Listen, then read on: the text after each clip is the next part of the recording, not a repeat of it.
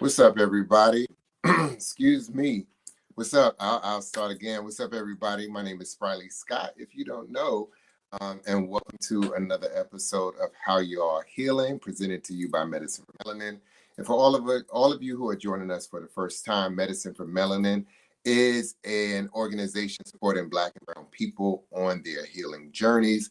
And I am one of the co-founders. So thank you all for joining us. And if this is your first time joining in, please subscribe, like, and share this video. And join the community. And on Facebook, on YouTube, you can do the same.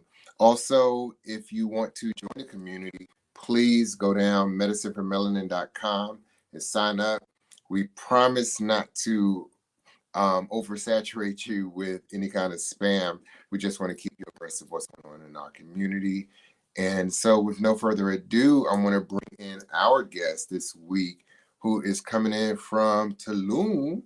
And again, somebody else from outside of the country, but we'll talk about that. But I want to bring him in and allow him to introduce himself. So welcome, brother Ezriyah Ben Hurst. What's going on, man? Aloha. Aloha. I'm good, man. I'm good. How are you doing today? I am great. Yeah. Amazing. Aloha y hola. So let's start with aloha, because I know that it's a greeting that you use quite often. And why aloha, and why does that resonate? Let me tell you. And you know, it's funny, right? I use aloha. I consider myself an aloha ambassador. And a lot of people talk about cultural appropriation. You know, I don't really get that thrown my way, because if you know me, you can feel what I'm speaking to. Aloha is the essence of love, the divine breath, and sharing that divine breath with another person when you say hello. Like how people say namaste, or in Gabon, they say mbolo. You know, it's wishing well, but really coming from the divine essence of yourself and recognizing that in another person. And so aloha is also tied to a way that you carry yourself and, you know, your whole outer expression as a result of your inner connection to divinity. So when I greet people, I say aloha. When I say goodbye, I say aloha, because it's a recognition. And that's not an appropriation, it's a manifestation and an expression of where I come from, being wise. It's just most aligned. Awesome. And here at Medicine4Melanin, we greet you by saying how y'all healing. Hence the title of this show. Yeah. So I want to ask you, how are you healing? Yeah. And what is in your self-care package? How am I healing? Beautiful. How would I answer that question? Okay. First of all, I'm healing by continuing to foster community within myself, getting to know myself, and then moving forward as, you know, that being the foundation of everything. So I'm healing one breath at a time, one step at a time, some strong intentions continuing to be manifested by effort, and also trusting in this journey, holding on to myself, getting to know myself, and then releasing. That's pretty much how I heal. So that would be how I'm also healing. That makes sense. Awesome. And speaking of community, because I see, as I follow you on social media, and I see that you have been very intentional about building community, but you said just now that it starts with community, having community with yourself. So how do you start with the community, building community within, and then I guess attracting or building up the community around you? For me, it's really starting with my roots, right? And the roots of this body. This body has an ancestry and a lineage that I've been able to trace and connect with and honor and recognize it. So it's really honoring my ancestors first and foremost, and recognizing that I get to navigate this frame that has been built by a foundation of their efforts and their work. And then going from there, where do I want to take that foundation? How do I want to honor the house that I have, this frame that I have to navigate here? So it begins with the question, really, and then me getting to decide how I want to answer it to myself. Right. So you mentioned, where your ancestors and where you're from. Where are you from? Because I know you are in excuse me, you're stationed in Tulum now today. But what is your background?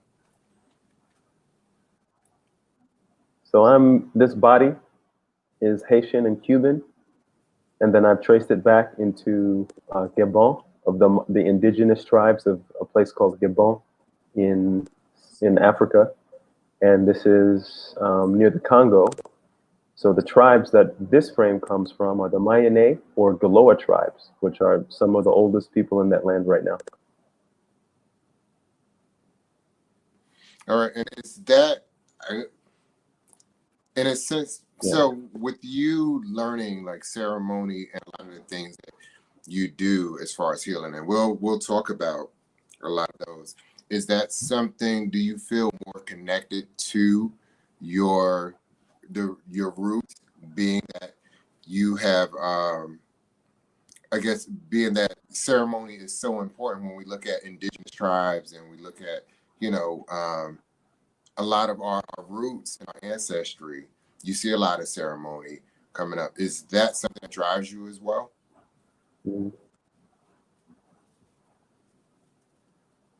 It's for me, it's just honoring, like, my journey has been to look at and to try to remember, why did I come into a body? Why did I incarnate? Not based on what some religion has told me or what anyone else has told me, but to really go to try to find out myself, to connect with what's here. And, now as I begin to learn, maybe do some book learning in that regard, I see that a lot of what I've done naturally has been very African in its way. African as in like tribal and an older way of being in terms of how you welcome someone into a house, what you're inclined to. So honoring my natural inclinations and really making the effort to say, okay, this resonates with me, this doesn't. So to cultivate some discernment, that's what motivates me to move forward, because I know that I'm bringing something unique to this world, this plane that we get to share together. Right. And one of the things I learned. So it's not so much trying to be indigenous. It's just that, like, go ahead. No, I mean, I know it's a little delayed, so continue. Okay. Well, okay, so here we are, 2021, everyone's getting to experience ayahuasca, various different plant medicines, other medicines that aren't necessarily plants, but other consciousnesses. And then there's the opportunity that some of us have had to experience African plant medicines, which I have, and to go through a rites of passage and to sit with a tribe or a couple of tribes and experience a rites of passage that's a little bit different than what people may experience in the Amazon in Peru. No less potent, but different, and so having experienced that and then getting to experience what we get exposed to in some of the spiritual community, for those people who spend the money and who can afford or have decided, I'm going to spend this money and time and I'm going to go off to, say, Peru or even to Mexico and connect. I want to be as authentic as I can with myself, but also recognize that I come from a line, and that line has been connected to the earth and connected to, as all of us have really, but have been connected to being the medicine that it is. The medicine that I work with is just me, essentially, and I partner up with other frequencies. I partner up with other consciousnesses that I believe are aspects of me to help people to remember.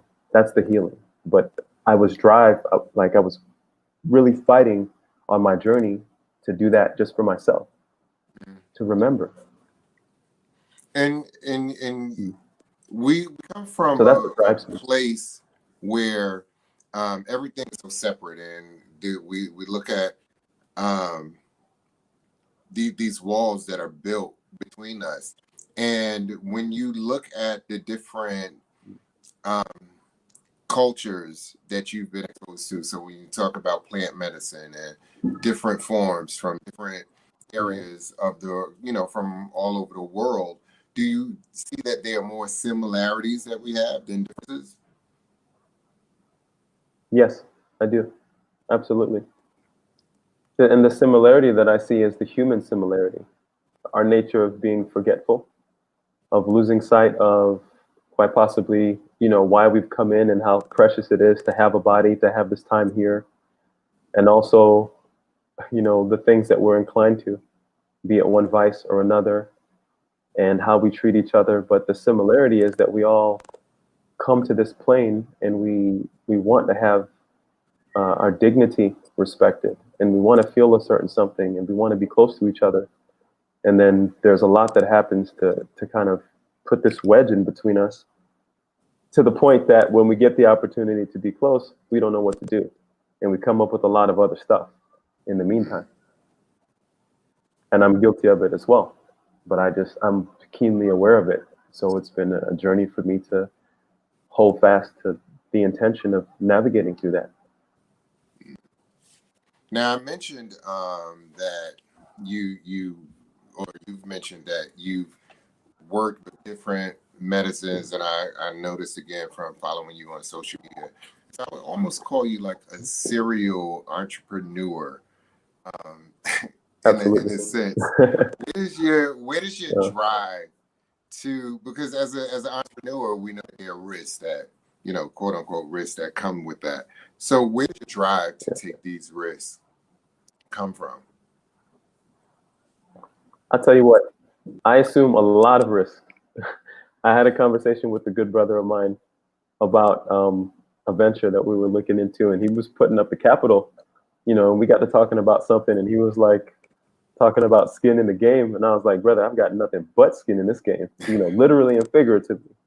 Right. So my drive in terms of serial entrepreneurship actually is based in, again, me honoring my purpose and uniqueness. So my purpose, I feel, is to cultivate love, courage, justice, and to help people navigate through experiential integration.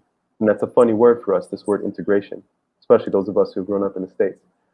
And furthermore, then like if that was a house, the top of that house, for my expression, is intimacy, cultivating intimacy, defined as getting to know yourself in a deep way, right?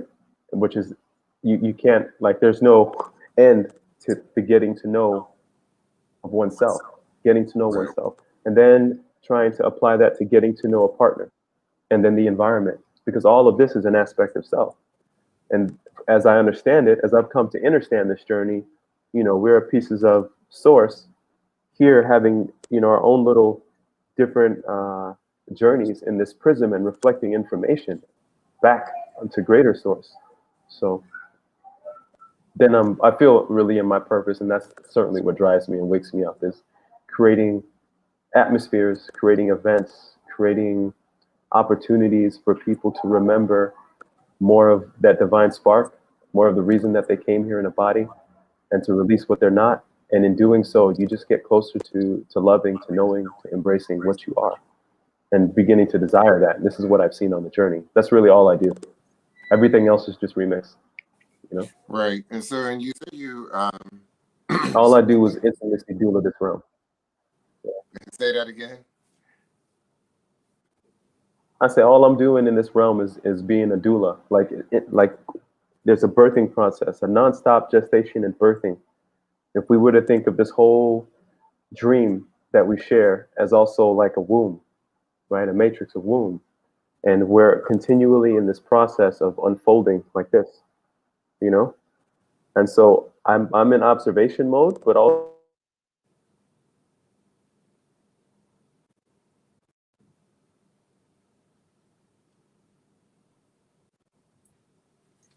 now we're just, if you are with us, thank you again for tuning in.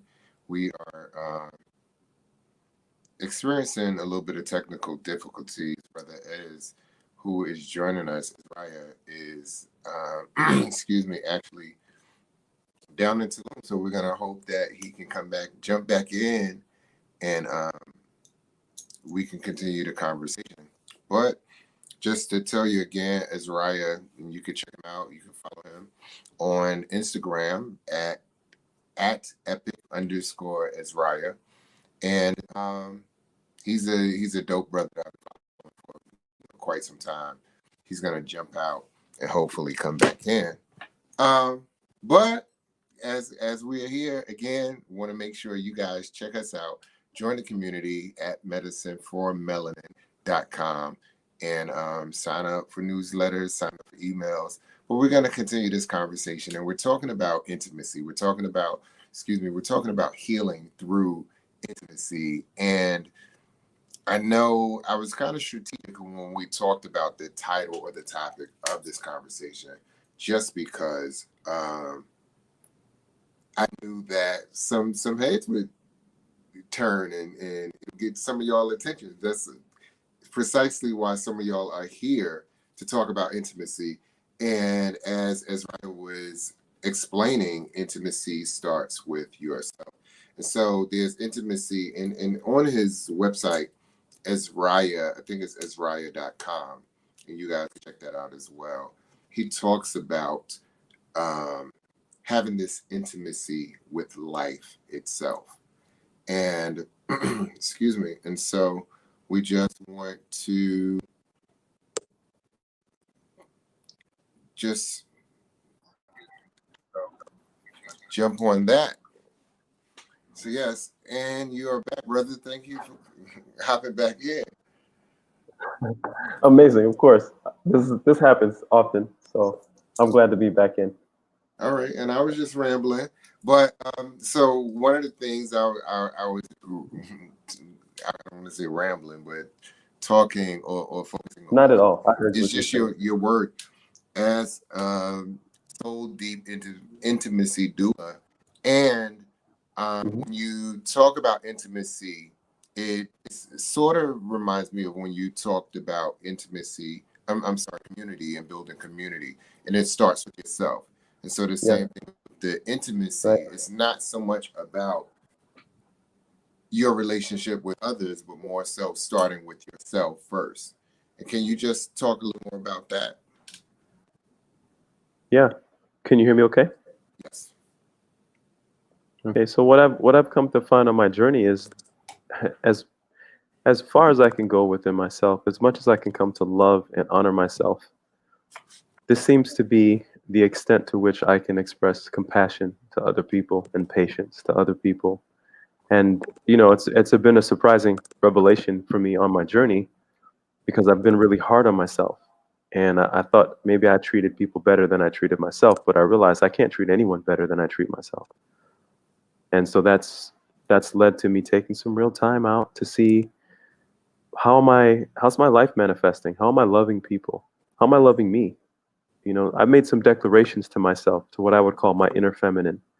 So I don't treat a woman any worse than I treat my inner feminine, if that makes sense.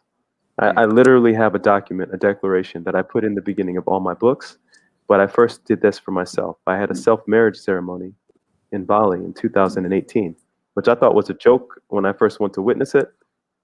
And then while I was sitting there, you know, just like I was there for a friend, and I'm sitting there and I'm watching the ceremony. I'm like, this is stupid. This is ridiculous. Then I started, like, a little tear came down my eye, and I was like, this is what I need to do for myself. They got you. And I ended up, like, it got me so good. Like, I was thinking to myself, damn, I've never made any vows to me all this time. This is after being married twice. You know, I've been married 3 times, just so you know. And it was after my second marriage, and I was in a relationship with a sister from Benin, and I was thinking about, you know, like a future. And I was like, do I really want to open my heart up to this possibility again? And I was like, wait a second. How come I've never committed to myself? What's my commitment to myself? Prior to that, I was going.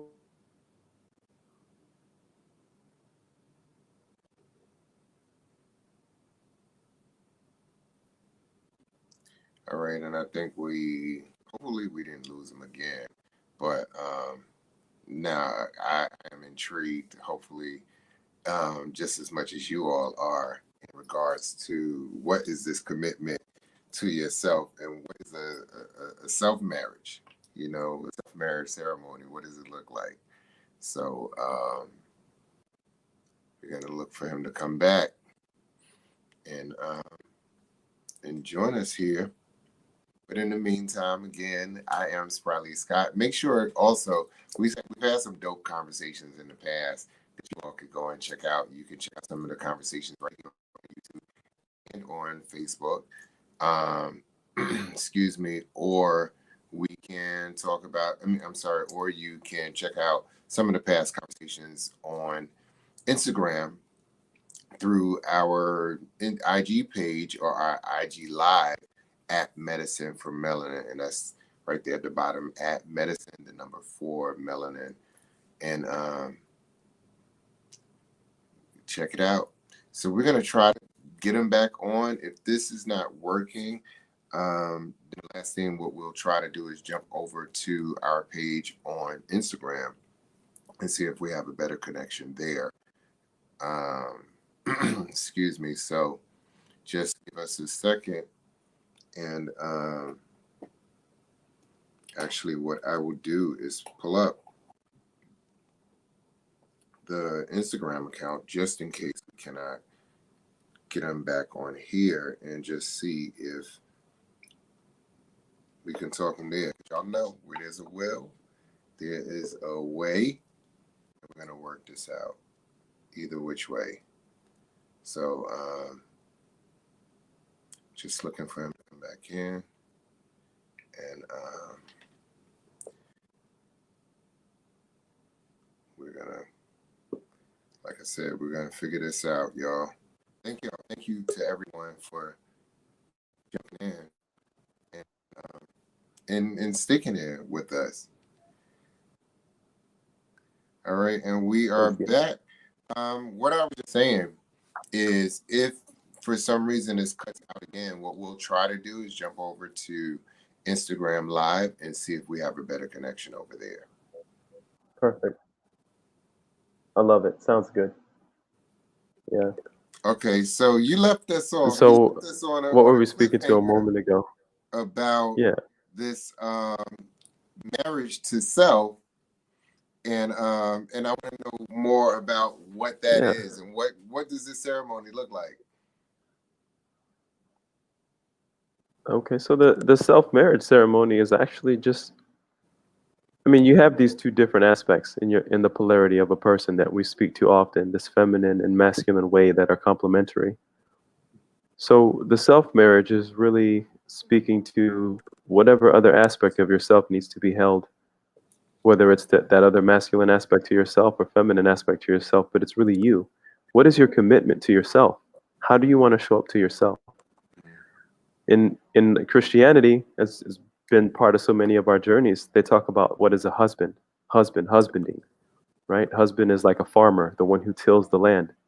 And that's also connected to the doula.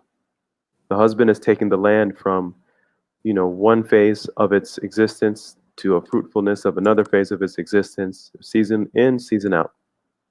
And so me as a husband to myself, how am I going to treat myself? What am I looking for in another person that I haven't given to myself yet? And really making the commitment to do that, making the commitment to be there, to allow me to express my own emotions to me and to sit with it, to allow me to cultivate and nurture and take care of myself. So a lot of the events that I do, a lot of what goes on in the Man-Bodiment movement, a lot of what's happening even in the Soul Deep Intimacy sessions, it all circles around one thing. What is your commitment to yourself? And then how do you extend that out from what you've done with yourself to your greater self, which is the person in front of you, which is this piece of nature that surrounds you. It's about really being able to feel and then really taking hold of your experience here and journeying, because this is what we come here to do. We come here to experience things, to leave a mark. So what is, if you were your own friend, what would you say about yourself at the end of your life? How were you to you? Right. So you brought up the Man-Bodiment experience, excuse me.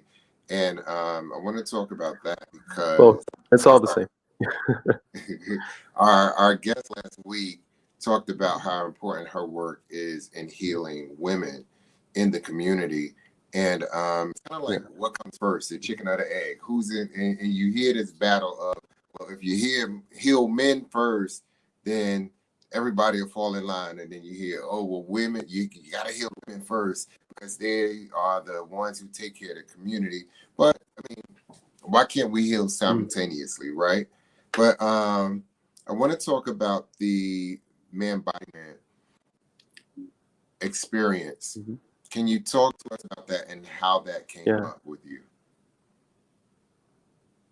Absolutely. Well, it came up with me putting aside the chicken or the egg, you know, whether it's why not heal women first or men first, and me saying, how about I work on healing me first, whatever I am. Like, what am I even, you know, and what's going on inside me? And so what I found was I'm navigating life in this male body. I've been in all these relationships with women, chasing after what? I'm not sure yet. You know, I mean, it's what seems apparent what you might be chasing after, navigating after so many women. But quite often there's something beneath the surface. You might be chasing a relationship with your mother, your grandmother. You might be chasing a relationship with family or some deeper aspect of yourself that was neglected as a child. So me looking into all of this and coming to find out, well, damn, I have a really sensitive heart. And I have body image issues. And I've, you know, like I felt like I don't fit in here. What am I doing on this earth even? How do I fit in as a man? What does that even mean? What does it mean to be a man nowadays?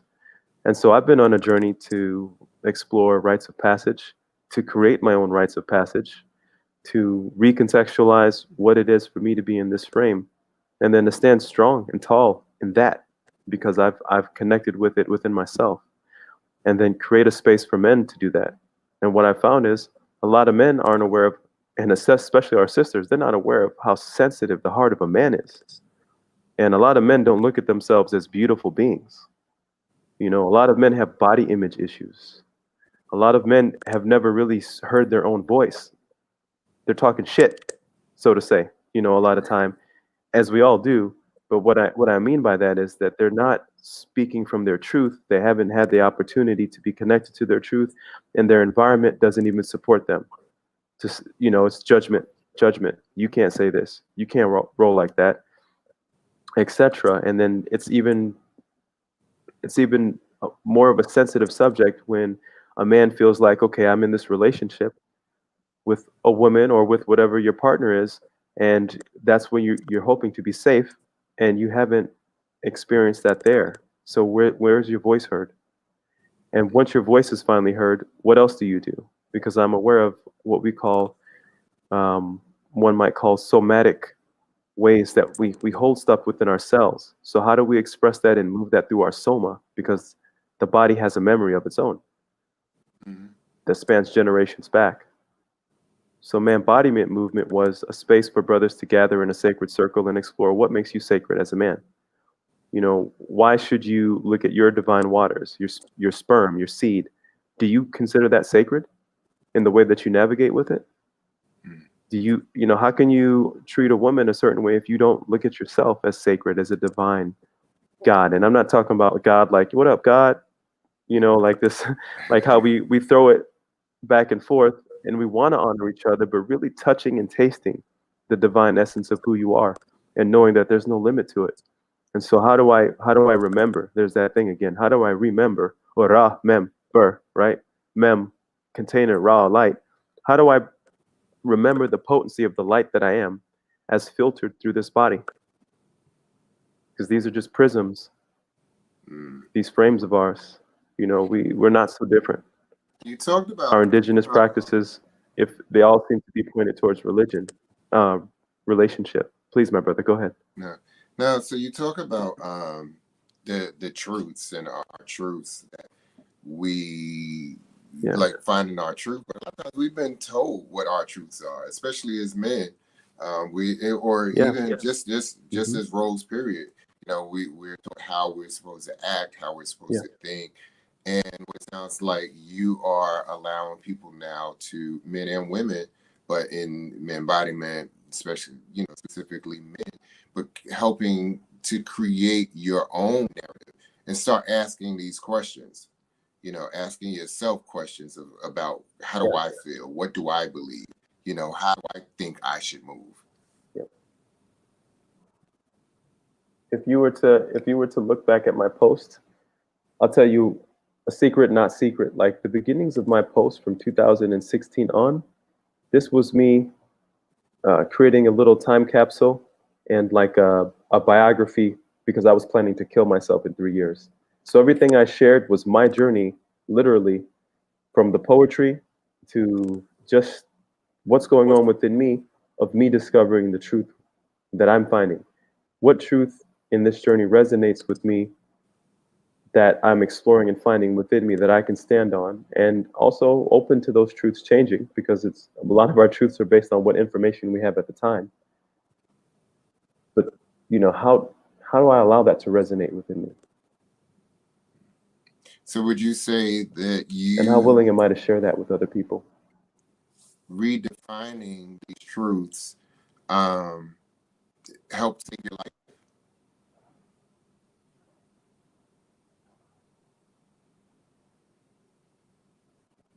Can you repeat it? I'm sorry. There was a Okay, glitch, so to I say. said, do in being in a space where you're preparing for suicide, uh, how did you when did it click that you are supposed to be here? And the second part of that is, would you say redefining these truths for yourself help in a sense save your life?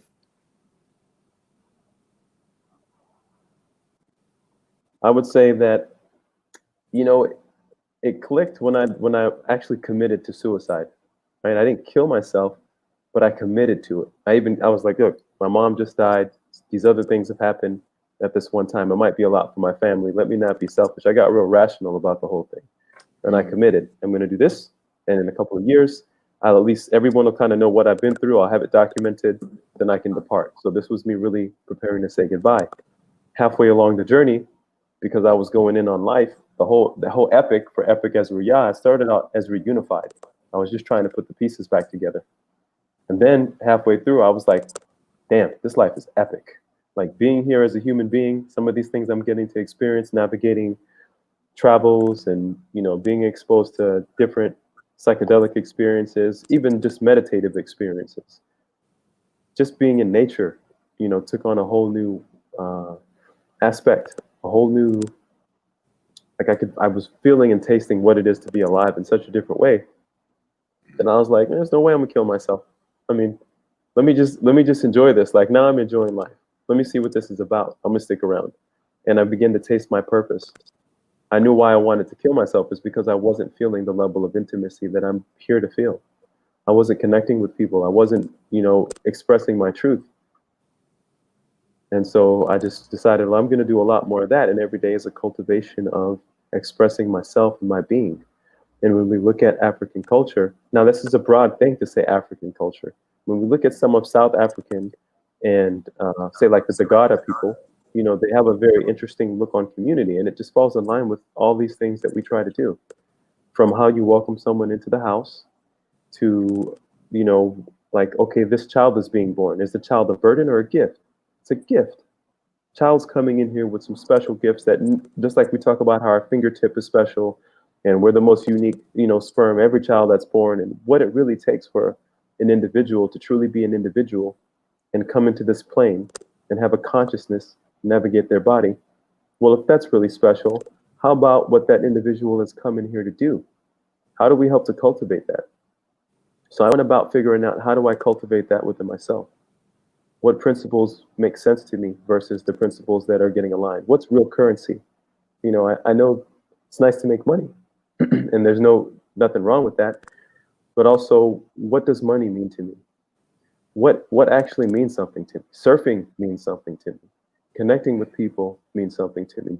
Getting to witness someone's death and rebirth process, and also letting them know, hey, you just had this experience, but I'm not leaving you out there to dry. Like, contact me. Let's navigate this, because there's some things that I've been through on this journey. There's some initiations that I had that I think I'm pretty sure I'll be able to help you with, and I know enough people that I can refer you to someone else. That's called integration. So really, a soul deep intimacy doula is really an integration specialist, integrating this journey of life that we're on together and committing to be there throughout the process, whatever, so happens to unfold and present itself. That's my commitment. And this is why I'm not going to kill myself. But if I die in the process of what I'm doing, I'll die happy. I go to bed in such a different way these past years. And I never thought it would be possible. And I'm so grateful for that. But and even though there wasn't a physical death, would you say that there had to be a death of some sort to kind of like put to rest some old beliefs? Yes. Heck yeah. There's so many aspects of me. There was a me that was trudging through life, that was unhappy, that wasn't connected to source in the way that he wanted to be, and that was, being misled this way or that way. And so these weaker aspects of myself, which are just a version of me that I had to move through, those aspects of me, I'll say I've grown through that. When I let them die away or fall away. When people do, say, an ayahuasca journey, or even with the Bufo medicine, I serve Bufo medicine currently. Right, this is what I've been focused on since I've been here. I didn't go chasing after it, but I will say that it's come into my field, and it's an honor to get to hold these experiences for people here. I'm in a TP, or I'm able to go to people's, locales, and I work with that medicine, and it's, one can say, a pretty fast ego death, depending on, where you're at when you take it. But then there's this rebirth, this coming back into being, where you're like, wow, all right, I just let go of so much. Now I'm given another opportunity to see what this life is about, having shed all this. And that's just one way that I've witnessed this with people, but it's also through, just navigating through a crisis, connecting with someone after PTSD, recognizing that all of us have PTSD in this world that we're living in right now. Even those people who seem like they're doing so much better, on one aspect of society or another. All of us, we're on this globe together. We're in this construct. We're sharing a dream together. And so if I'm not healthy and I'm a part of you, then you're not healthy, even if you seem that way. Or if I am healthy in one way and I've come to this space where I know I'm good, well then so much the better for you. And so this is kind of where I'm at with the whole thing. Right. So as a soul deep intimacy doula, what other, you mentioned PTSD, what other types of traumas come up or show themselves? Like, what are some of the more common things that you associate with, and what type of healing process do you go through with these? The whole process, in every aspect, it can be generalized now. What have you been navigating? What have you been ignoring? And what aspect of yourself has been crying out to be heard, to be expressed, to be moved through? What do we use to move through that? Is it just us being in conversation? Is it energy work? Like working with Kundalini energy, moving your energy, Reiki? Is it just meditation? Is it just being heard for the first time? Is it having someone read poetry to you and give you, this moment of attention for you to release? Is it something that stirs your soul? Is it the fact that you've never been touched and you need a massage, but you want to feel safe? Have you been raped by a man or a woman? Have you been, what I'm saying? Like, has something happened to you that's closed you up? And what's necessary to open up your heart to this life experience again in a way that it was once before, and then more, and then going through that? So it's PTSD. It's, an 80-year-old woman who's didn't believe that she could be in love again, having the opportunity to recognize that love is right under her nose, right? And seeing that, and then navigating that space and being willing to embrace it or let it go. All right, it's a young woman making correction with her father, or a father making correction with his daughter, or two women getting beyond the fact of why they've been competing with each other, one choosing to take responsibility for all that competition and bring it to an end, and then being able to see a massive change in the relationship and knowing that they took responsibility for that, and that competition was an aspect inside of them. So how much control do I have, or how much ownership will I take over my experience, and how can I navigate that, and how also can I just observe and appreciate what I'm getting to see? So you're like the Iyanla of Tulum. I'm like the what of Tulum? You're the Ayanla Van Zant of ceremony in Tulum. Oh, my brother, I'm just as man. I'm just as, you know, like I So don't even. I'm fortunate to get to work with the medicine, but also just to get. I feel like I feel like the real medicine is inside each person. right, And so what I have are some tools that help us to open our eyes to ourselves. I'm the one that thanks everyone after every ceremony, whether it's a cacao ceremony. You know, the other thing that I work with is cacao. It's a heart opener. That's my spirit fruit. You know, chocolate. Like we've been going at it with chocolate forever, right. but like coming to find out that it's called the fruit of the gods and understanding why and getting to see the changes that it makes. It's it's, it's us, man. Mhm. You know, Right, it's the medicine and melanin. right. Yeah. So what kind of so in the process? So again, like even with your when you made this commitment to leave the earth, and you started doing this journaling, this in a sense, you know, this social media journaling, live journaling, and you found healing in that. And even now in your ceremony or leading ceremony, and other people's traumas come up, we also attract.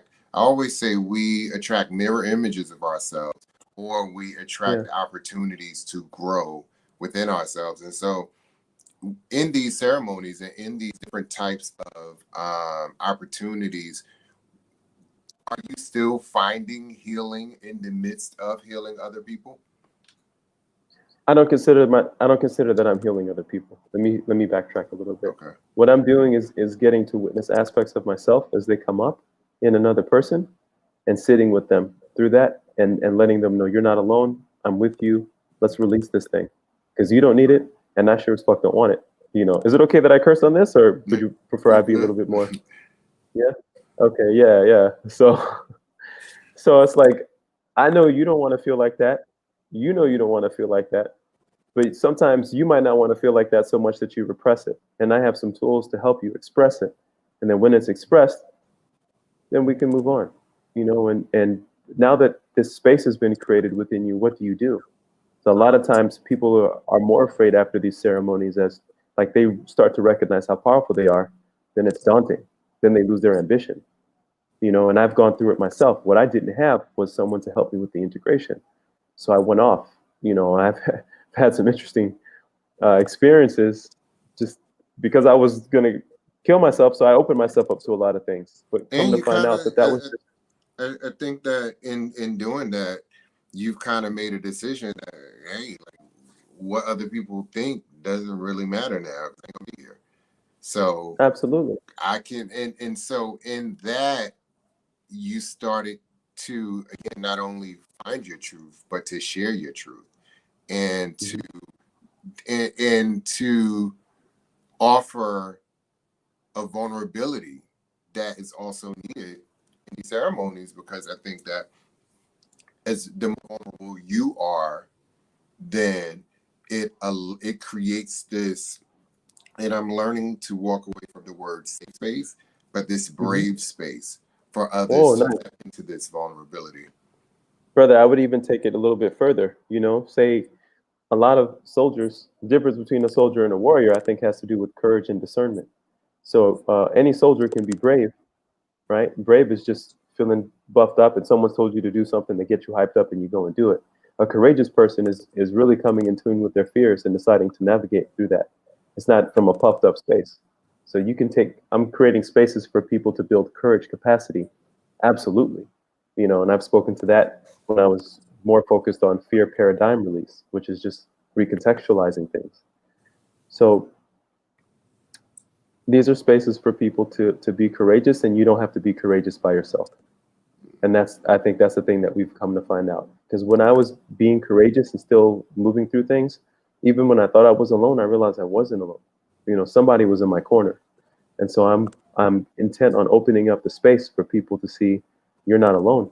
When you come into the embodiment circles, the sacred men circles, we're speaking about things and you start to realize, so we have all this in common. And even there are things that come up that I'm like, damn, It's really nice to meet you, brother, because I'd gone through this and I never really spoke to anyone else about it. And this is a commonality between us, you know?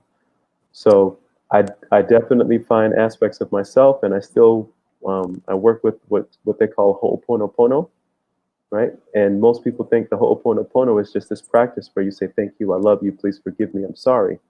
But the essence of it is something that's been the essence of me, just like aloha, is actually recognizing that what I'm seeing outside is being brought to me so that I can learn something on my journey. And how do I move through that? Or we can say heal it, but how do I move through it? Is There's a 4 tools that you express to yourself. You're not working on the other person. When someone comes in to sit in ceremony with me, I thank them. I do a benediction for them. I clear the energy in the space, but I also recognize this is something you've written into your journey, and you've given me the honor to sit in this space with you and to witness you as you move through this. I'll be here when you go in. I might even be up in there with you, and I'll be waiting for you when you come out. And then that's not the end of it. That's just the beginning. But you're not alone. And it's been beautiful to see the transformation in so many of the people's lives and journeys and how they've navigated all that transformation, since I've really decided I'm going to just step into this all the way because this is why I'm here. And it's come at a cost, but there's also been some great gains on my end too, as well.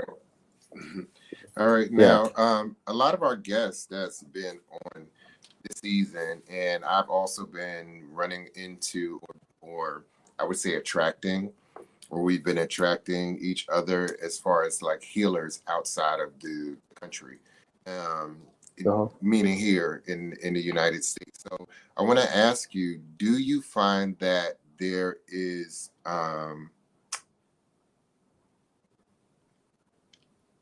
a better opportunity, and I use that term loosely, to practice healing work? Is it more, I guess, appreciated outside of the U.S.? I think what I'd say is what I found, because when I came here to Tulum, I wasn't looking to stay in Tulum. But what I've found is there are certain spaces that accept you, they take you in, they hold you, and they mold you on your process. And then it's up to you to go back. So when people come here and they have an experience with me, I'm aware that this might not be the place that they stay. It's just they're coming here to have an activation or to go through some type of initiation along the way. Some people are going to take that back to the States. Some people will stay here. For me right now, Mexico is a place. For a while, the streets of San Francisco was a place that I was growing and cultivating some grit. And Santa Cruz, and living in Florida and St. Louis. So all these places that I've lived, for me, it's about where are you at right now, and what is the lesson that you're supposed to learn in that moment, where your feet are, where your heart is. And there is a lesson in the type of knowledge and understanding and understanding that you're to gain as a healer, where you're at in this moment. And you may go to another place and the lessons may present themselves in a different way. So for me in Mexico, it's presented itself as, working with these medicines, getting to connect with the indigenous community, creating events. In Bali, it was a little bit different. In Africa, it was certainly different. And in Hawaii, it was amazing, but also different too. Yeah. Awesome. Now here at Medicine4Melanin, our goal is to support Black and Brown people on their healing journeys. And How Y'all Healing is a conversation series that started specifically to introduce Black and Brown people to different forms of healing. And a lot of times there are some things that are somewhat taboo in our communities. And with your different practices, especially when you talk about plant medicine and things like that, do you find that people of Black and Brown people specifically have more of a difficulty to open up to themselves to experiences like this? I want to backtrack, and I'm going to jump right into this too. Okay. I want to say that if the previous question was, do I find it easier to practice medicine outside the United States of America? I would say I haven't tried to practice it in the States, and it's come to me a lot easier outside here. And I've been welcomed and embraced in these other spaces based on how people look at what it is to be a brown person in the States. And when you come, everyone else knows They don't know our experience, but they look at you either with pity or they're like, man, okay, you come from the States. What have you been through? And those people who are close to earth keeping, if they can feel some sincerity in your heart, they want to help you to release what is not you. So yeah, outside of the States, it's been a lot easier.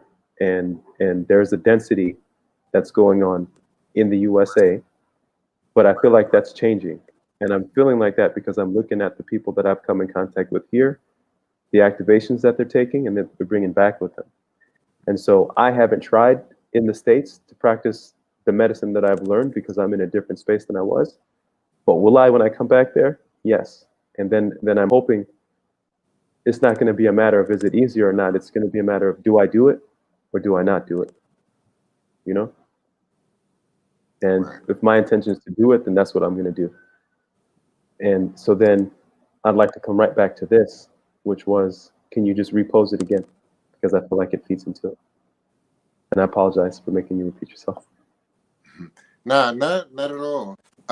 Just the idea. So again, same thing with the States and just being a different energy outside of the state. Do you feel that working with or if you've had conversations with Black people, Black and brown people, Yeah. do you find that they are a little more open, a little more closed off to these types of experiences? Let me tell you what has made my heart so happy.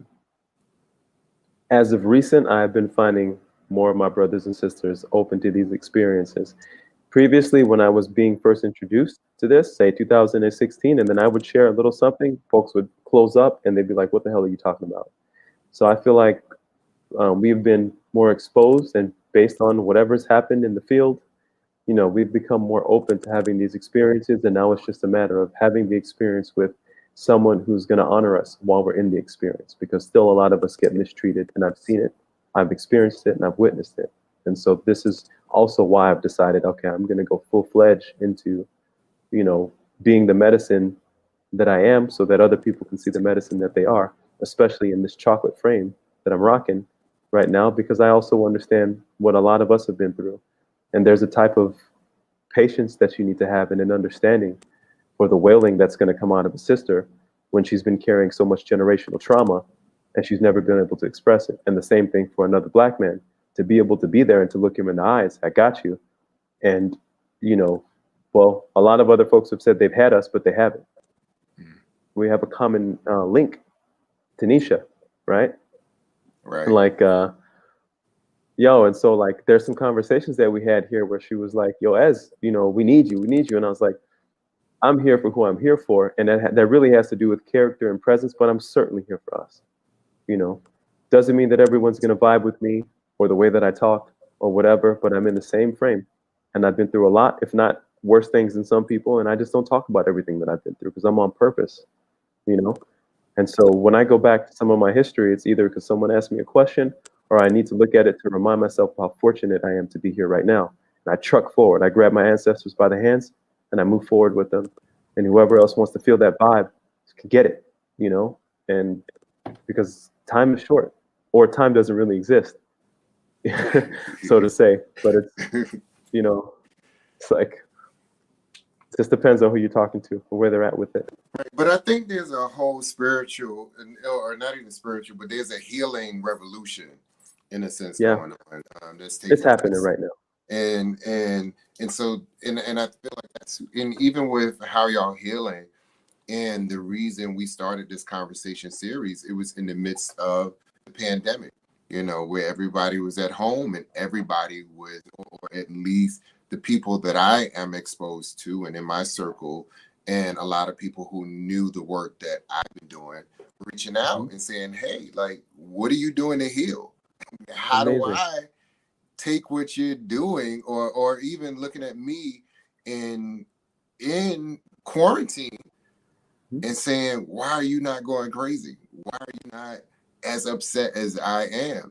And so it helped people to, again, just become more open. And I think that in this space, and why we started, another reason why we started How Y'all Healing, is the importance of seeing people that look like us in these spaces. Because just like you said, this there's a history, and especially in the United States, but Especially. all over the world, there's a history of people who don't look like us. We could look at Henrietta Lacks. We could look at the Tuskegee Men experiment. So many other instances that of us going into spaces and being told one thing and then it not being what it actually is. So now to be able to walk into spaces and see, and then not only to see other people that look like us, but to know that you understand my experience without me having to give you the full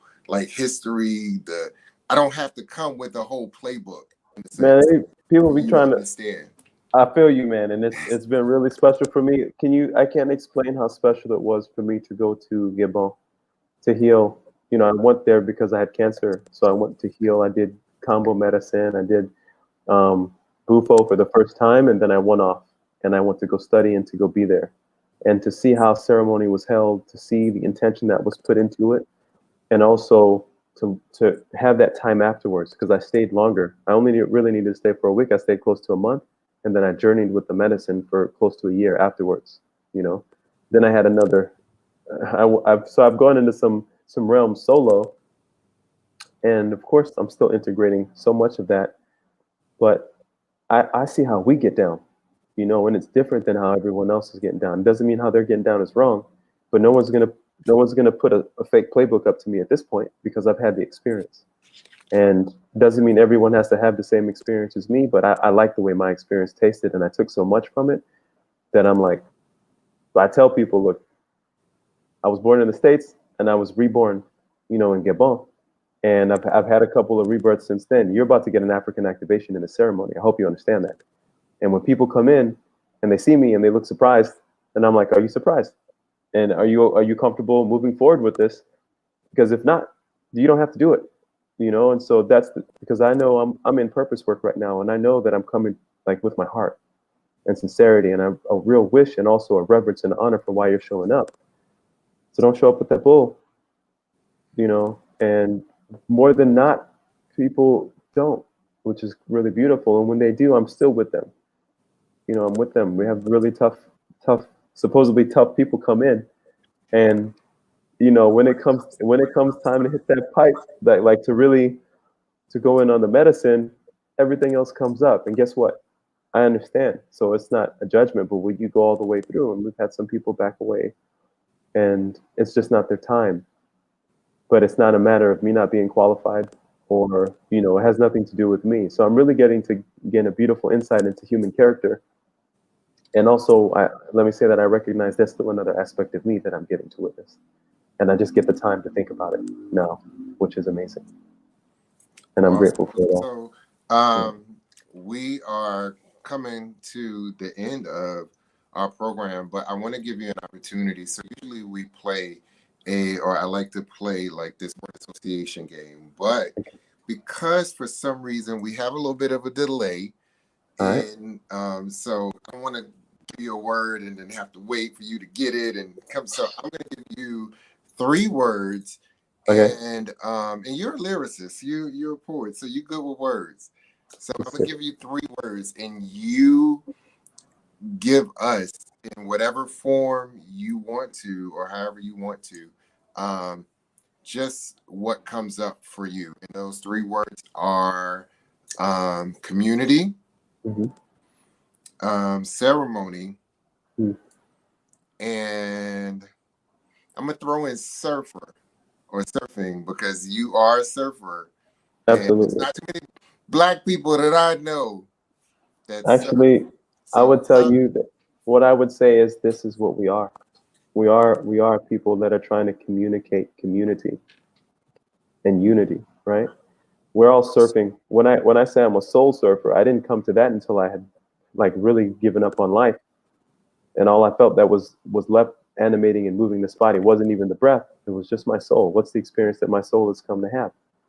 So when you ride a skateboard, surfboard, rollerblades, you're a consciousness navigating a body, navigating a board, or a consciousness navigating a body, navigating your car.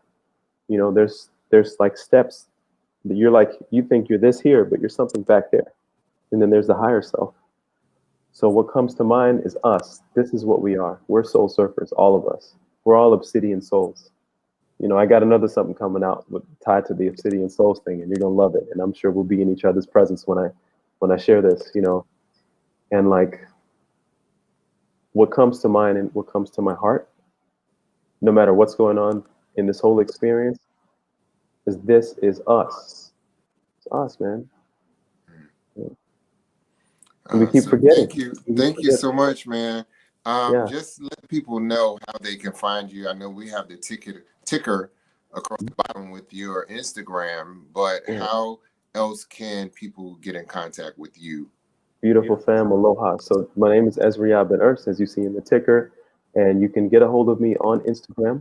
Quite often I post there and Facebook, right? Ezriyah Ben Ernst on Facebook, and epic_Ezriyah Soul Surfer, Universe Soul Surfer on Instagram. And what I'm about, again, is just cultivating this intimacy within our journey. How are we going to navigate this life together? Building community within ourselves, in these relationships that you have. The community that I'm focused on building is with my beloved right now. You know, how are you building community with your beloved and then with your children?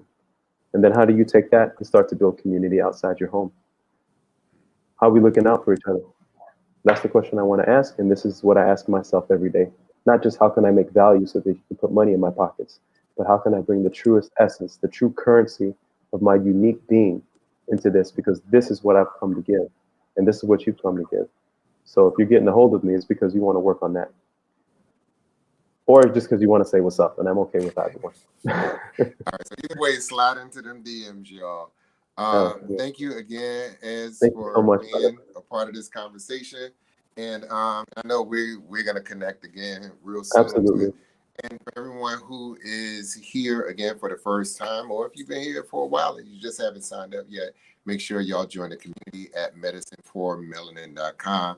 I'm not going to give you all the social media stuff because you can go right there, Medicine4Melanin.com, and find out our Twitter, our Instagram, our Facebook, all of that. So again, thank you, Ez. Please like and share this video as well. And we will see y'all next week, y'all. Can I just say one more thing, man? Yes, yeah, sir. I just want to thank you. I want to honor you, brother, for what you're doing in the States, what you're doing within yourself, because it shows. And this is helping people. You know, it's good to see two brothers just getting to connect. I have tremendous respect for you. I appreciated you from the very first time you reached out. So I could feel things, you know, and I appreciate the good energy that you fling my way, but also just the good energy that you are. And so I'll always be sending good vibes to you and this and everything that you're doing. And I'm looking forward to collaborating with you. But I want to honor you and give thanks for your spirit and what you're doing with your time on earth right now, because it impacts me as well. Thank you. Thank you, brother. Love you, man. And on that note, y'all, we are out. Aloha,